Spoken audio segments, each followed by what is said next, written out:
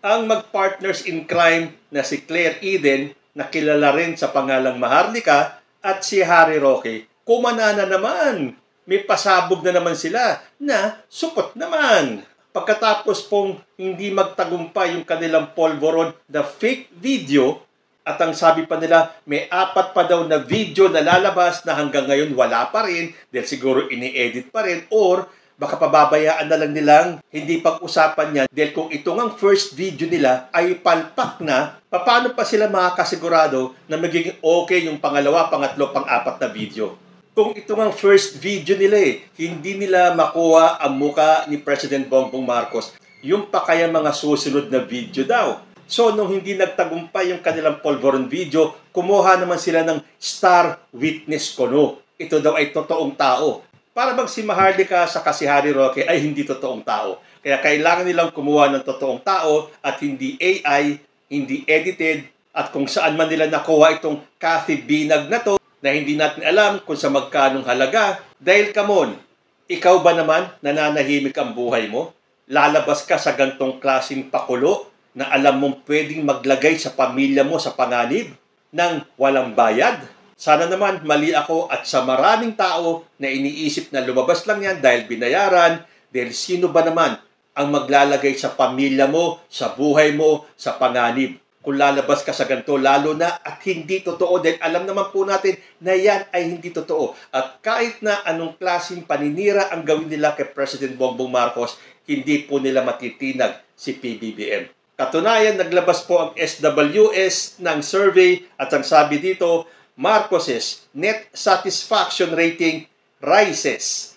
Kahit na ang dami na nilang ginawang expose, yung PIDEA leaks, si Jonathan Morales, yung fake polvoron video, at ngayon naman itong star witness nila, akala ba nila makaka-apekto yan kay President Bongbong Marcos? Dahil sabi nga po sa SWS, 55% of Filipinos satisfied with Marcos's 2 years into presidency.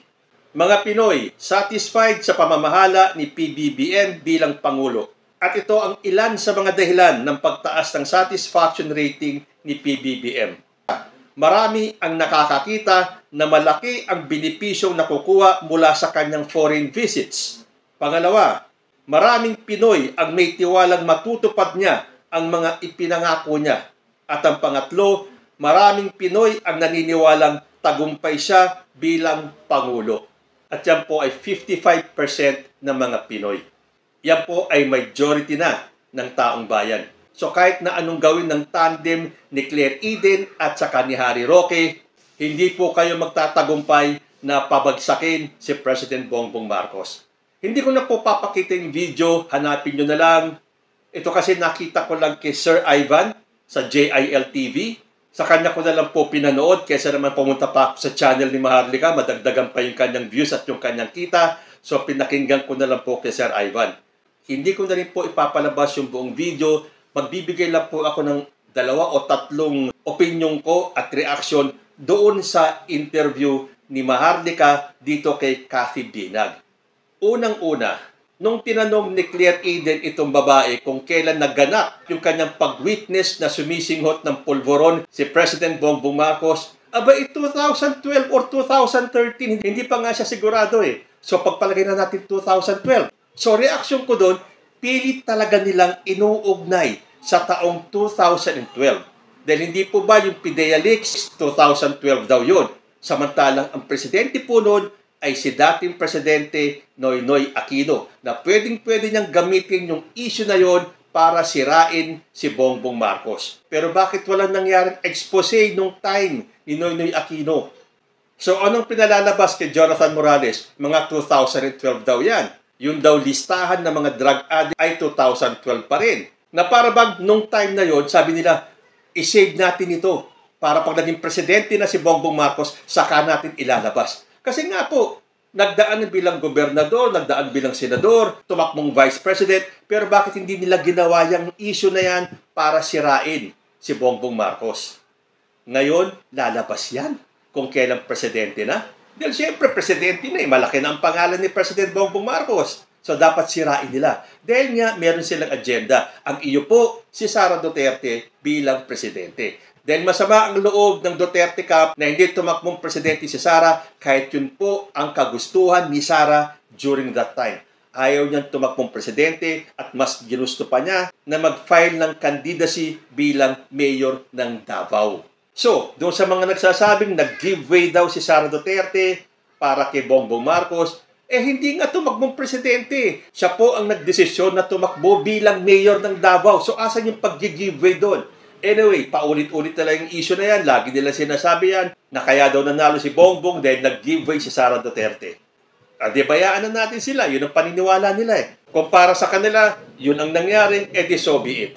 So hindi nagtagumpay yung PIDEA leaks dahil sinasabi nga na si Bongbong Marcos ang tanging presidentiable na nagpa-drug test bago mag-eleksyon. Lumabas pa nga yung mga taga St. Luke's, sinabi nilang tunay yung drug test ni President Bongbong Marcos, hindi sila naniwala. Ginigiit nila, dapat ngayon magpa-drug test, dapat magpa-hair follicle, at pinalalabas nilang sinungaling ang mga taga St. Luke's. Lumabas si Jonathan Morales, wala din nangyari. Sumikat si Jonathan Morales, ngayon nalaos na. So kailangan nilang humanap ng ibang star witness. Dahil hindi nagtagumpay yung PIDEA leaks, hindi nagtagumpay si Jonathan Morales. Dahil yung mga taga-PIDEA, sinasabi din na wala sa listahan si Bongbong Marcos, hindi pa rin sila naniwala. Kahit na nagsalita na si former PNP Chief Oscar Albayalde. Sabi po rito sa balita sa Philstar, a former chief of the Philippine National Police said he had never seen the name of President Marcos in the drug watch list of the Duterte administration, whose supporters recently released a supposed video recording of him using illegal drugs. Sabi po ni former PNP chief, I didn't see his name, referring to the drugs watch list, which reportedly included names of government officials and other high-profile personalities. Ayan na, isa po itong si Albayalde that were named suspects by the ICC. Kasama po dyan si Senator Bato de la Rosa. Pero siyempre, hindi rin paniniwalaan ng mga DDS itong sinabi ni Albayalde. Dahil ang gusto nilang paniwalaan ay yung gusto nilang paniwalaan na si Bongbong Marcos ay drug addict. Lumabas naman yung fake na polvoron video na kahit na sino ang nasa matinong pag-iisip, alam na hindi si Bongbong Marcos yung nasa video, pero pinagpipilitan ng mga DDS na ito na si Bongbong daw yun. Mga tao nga naman na sarado ang isipan. Kahit na pagtawanan sila at kahit na sabihan na sila na ang lalabo ba ng mga mata ninyo, kitang-kita naman na hindi si Bongbong Marcos ang nasa video na yan. Oy, sandali lang ha. Alam nyo, meron pong kumakalat na bali-balita. Nakita nyo po ba yung lalaking nahuli sa raid sa bahay ni Harry Roque? Yung sinabing Cambodian daw, pero upon investigation ay lumabas na inchik. May hawig daw ito doon sa nasa fake na polvoron video. Well, tinignan ko nga yung picture, medyo mataba na tong Cambodian/inchik na to, pero kung titignan nyo mabuti, parang makikita nyo yung itsura niya doon sa fake polvoron video. At sinasabi nga ng iba, pansinin nyo yung background, yung kurtina sa likod nitong sinasabing si Bongbong Marcos daw. At kung makikita nyo yung bahay ni Harry Roque, pareho po siya ng kurtina. But then again, pwedeng totoo, pwedeng hindi. Basta lumabas na po ang katotohanan na fake po yung video. Kahit na ipagpilitan ni Harry Roque na sinabi ng deepware na yan, na authentic daw yung video. Paano naman yung mga tumingin dito sa atin sa Pilipinas? Yung mga marunong din, yung mga eksperto din sa ganyang mga videos. Apakadami nung nagsasabi na fake yung video, tapos isang deepware lang sasabihin na authentic, maniniwala na tayo. Pero sino ang paniniwalaan nito mga DDS? Yung nag-iisang deepware, samantalang dito, napakadami ng IT experts, napakadami ng mga video editor experts ang nagsasabi na fake yung video, pero ayaw nilang paniwalaan. Tulad ng hindi sila naniwala na totoo yung drug test ni Bongbong Marcos. Hindi sila naniwala sa sinabi ng St. Luke's. Hindi sila naniwala sa sinabi ng PIDEA. Hindi rin sila sigurado maniniwala sa sinabi ni Albayalde na wala ang pangalan ni Marcos dun sa drug watch list.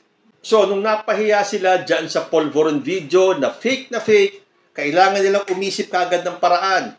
Panibagong gimmick naman, dapat wag natin tantanan si Bongbong Marcos dahil andyan ang ICC, andyan ang Interpol. Guluhin natin ang isipan ng taong bayan para mawala ang isip nila dito sa ICC. Pero kahit na anong gawin ng dalawang ito, kahit na ilan katibinag pa ang ilabas ninyo, The mere fact na nagsalita na ang majority ng taong bayan and they are satisfied with President Bongbong Marcos's performance. So balik po tayo sa 2012. Talaga pong lahat ng issue kailangan idikit nila dun sa 2012. Bakit pa 2012? 12 years ago. Nakaraan na po yun. Totoo man o hindi, ano ang magiging implication niyan kay President Bongbong Marcos ngayon?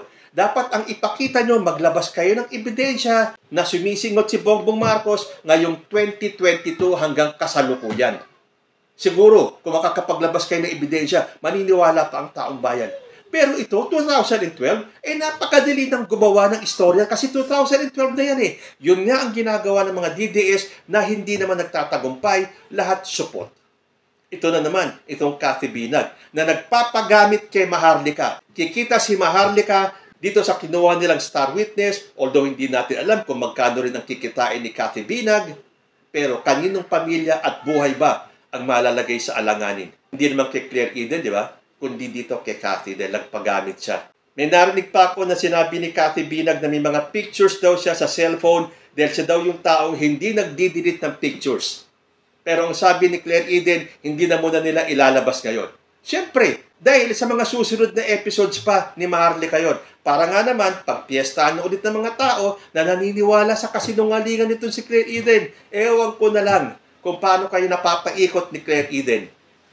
Kasi kung totoo yan sinasabi ni Cathy Binag at siya ay star witness, ngayon pa lang ipakita mo na sa video ni Maharlika, ito ang pictures ni PBBM sa ni First Lady na humihitit ng pulboron noong 2012.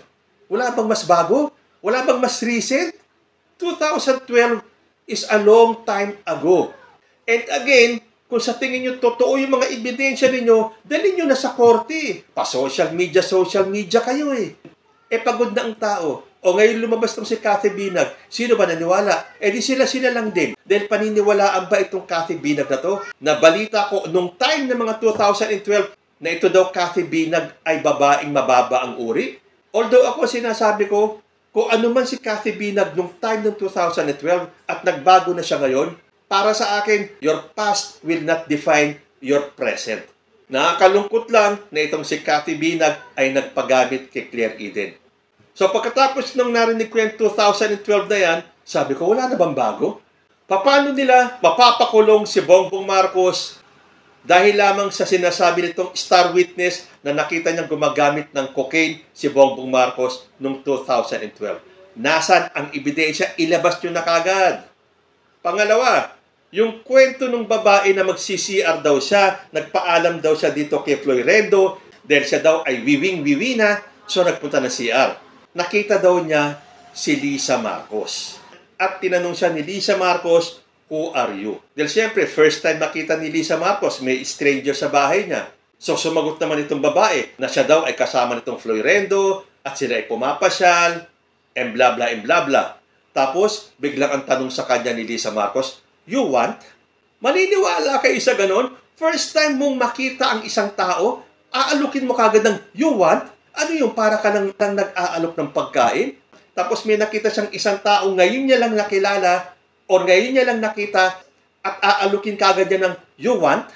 Common sense. Gamitin niyo naman yung kakapiranggot na utak ninyo. At ano yun?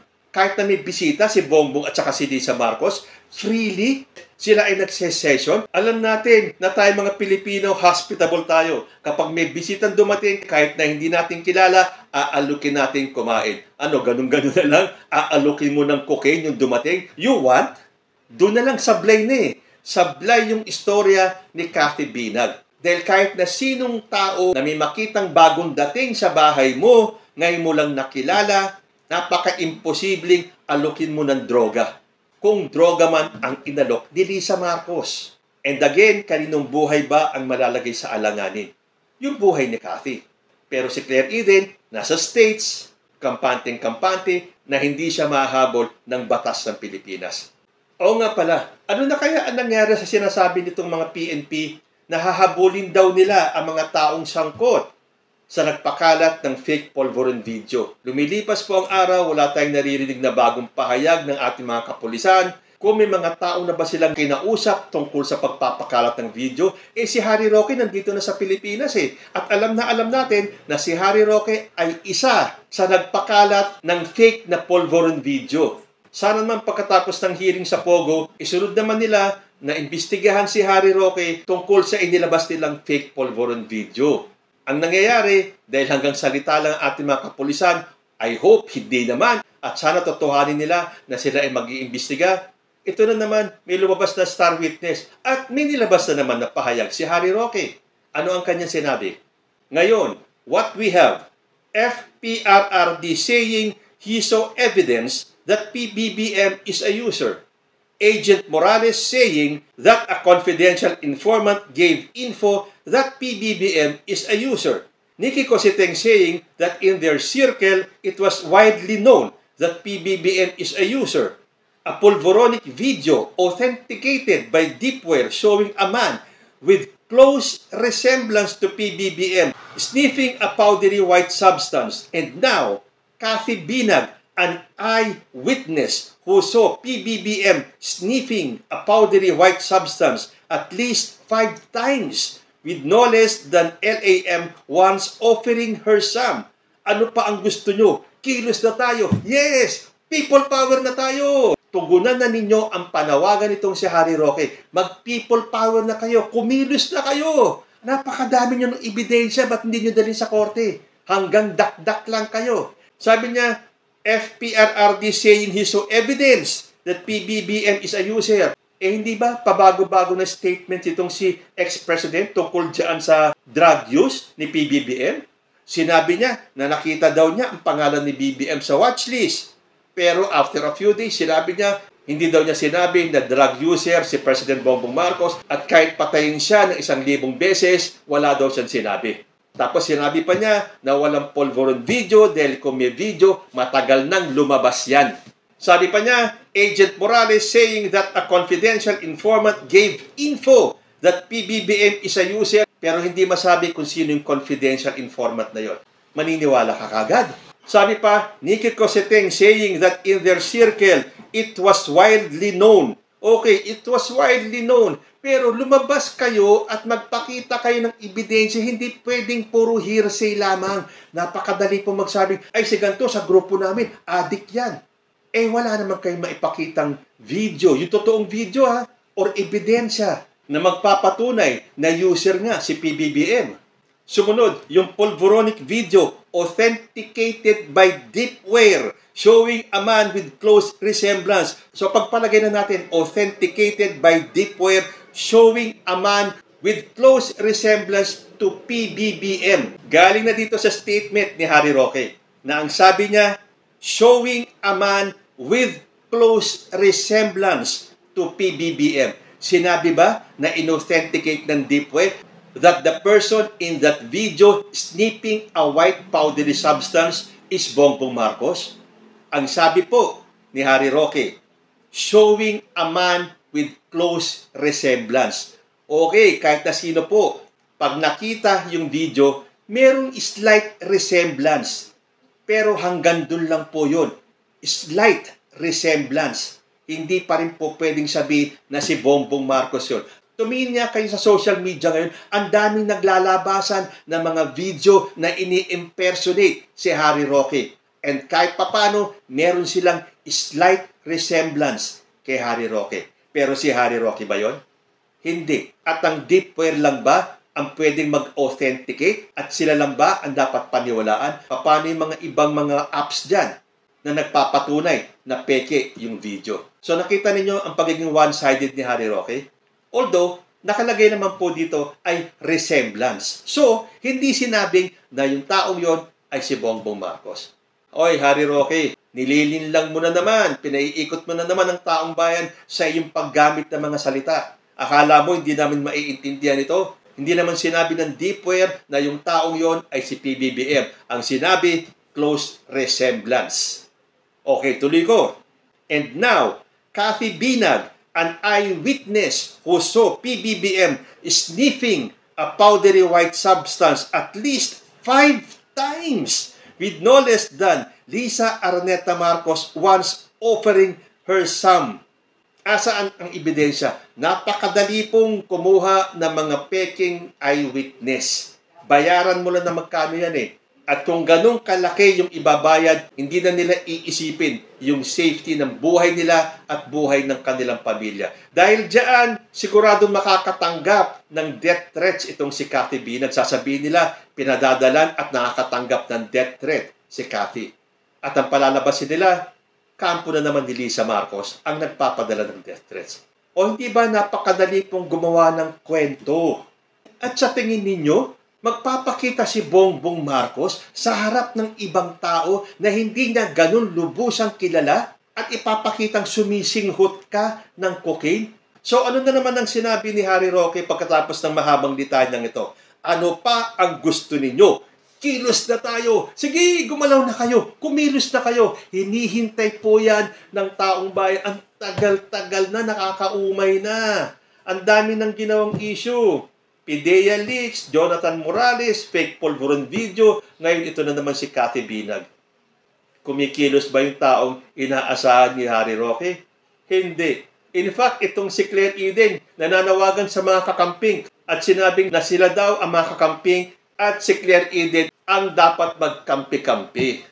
Pero kung mababasa nyo sa comment section, ang sinasabi ng mga kakamping, magpakita ka muna ng pruweba. Akala nitong si Claire Eden ay itong mga kakamping ay madaling utuin. Bukod sa grupo ni Claire Eden at saka ni Harry Roque na sila-sila na lang ang naniniwala sa mga pakulo nila, wala na po kayong ibang mahihikayat at mapapaniwala sa mga kasinungalingan ninyo, kahit na itong mga kakampings. So, umarangkada na naman itong dalawa, yung partners in crime. Ay nako, kailan kaya kikilos ang ating mga kapulisan? Ipatawag nyo na itong dalawang ito.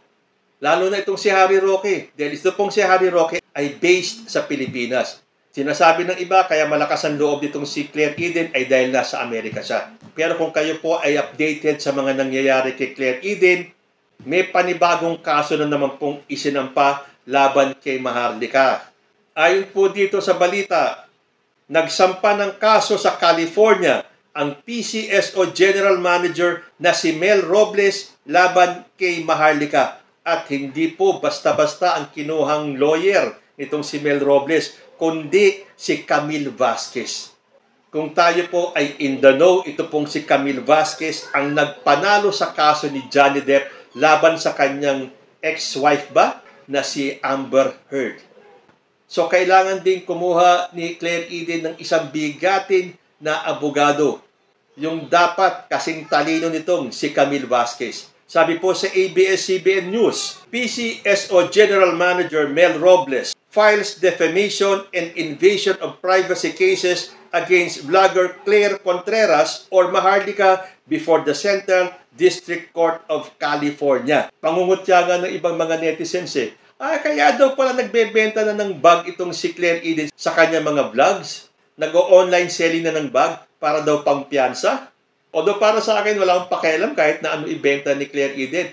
Kung nagyayabang si Claire Eden dahil hindi siya maaabot ng batas ng Pilipinas, God will find a way, Claire Contreras. Hindi mo habang panahon matatakasan ang katotohanan na ikaw ay nagpapakalat at naninira ng buhay ng may buhay. Balita ko, pangatlo na itong nag-file ng kaso kay Claire Eden diyan mismo sa Amerika.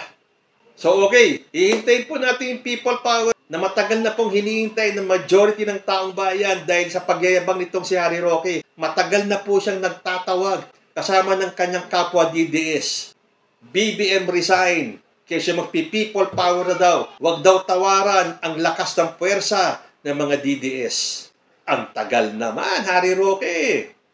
Kung yun mga inilabas ninyong mga ebidensya kuno ay hindi nagtagumpay, ito pa kayang people power? Paano kaya sila magpi-people power? Kung wala na nga silang people, wala pa silang power. Kayo po, ano ang masasabi nyo dito sa bagong pasabog ni Claire Eden at saka ni Harry Roque? Comment lang po down below at magbabalik po ang usapang Tito Manny. Diyos ti Agnina.